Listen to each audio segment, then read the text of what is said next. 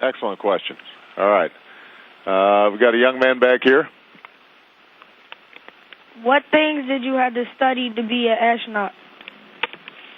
All right, that's a good question. You guys are all extraordinarily trained. What if we've got some budding astronauts over here? What should they be doing? I'm assuming they better hit the books on science and math. That's you got it just right. One of the beautiful things about getting to work here is you can study just about anything that you're really interested in. Science and math being a big part of it, but we have medical doctors, geologists, engineers, and physicists in the group here with us. So it's pretty much anything in the math and science field.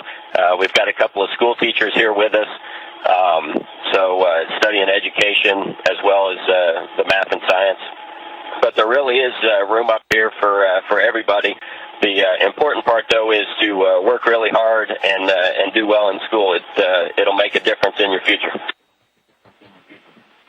And what about fitness requirements these days? Some of us remember watching The Right Stuff, where that's pretty impressive. Well, Mr. President, the fitness requirements are still.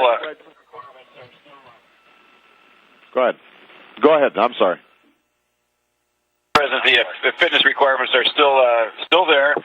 Matter of fact, the International Space Station just recently incorporated a new fitness machine. It's a very, very fancy workout machine you see in a gym, but it's called the A-Red, and we can do a lot of good exercise on it, leg exercise, strength training for your legs as well as your upper body. So, particularly for the long duration folks, it's very important to maintain your muscles in good tone and help you readapt when you get back on planet Earth. Excellent. Okay, there's a young lady back here who had a question. When you say you exercise, what do you do?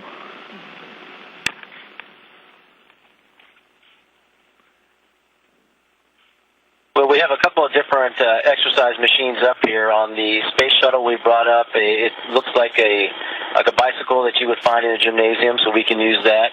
And they have one here on the space station. And the other machine, you can do all kinds of stuff. You can do squats. You can do curls. So we have a lot we can do. We also have a treadmill, so you can go ahead and run up here in space.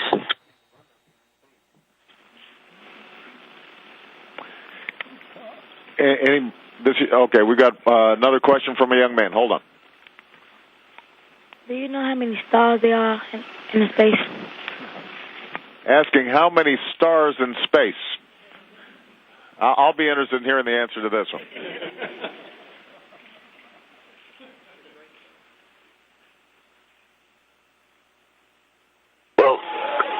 Aboard the International Space Station, we can look down and see our beautiful planet Earth, and we can also look up and see the rest of the cosmos.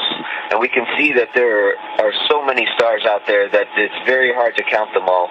And we can see that our Earth is a very small planet in such a big universe. And it's just really amazing because it gives us a deep perspective of that we have to really take good care of our own planet, and that our own planet is just a small place, and we have the whole rest of the universe to work together in an international sense and go explore this whole universe that's in front of us and all the discoveries that we'll make together.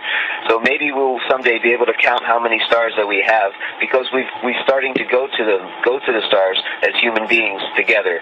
And that's what's really exciting about serving aboard the International Space Station and flying up and down on space shuttles, is that we're part of that great adventure. And we need you kids to study hard, because we can't do it all by ourselves.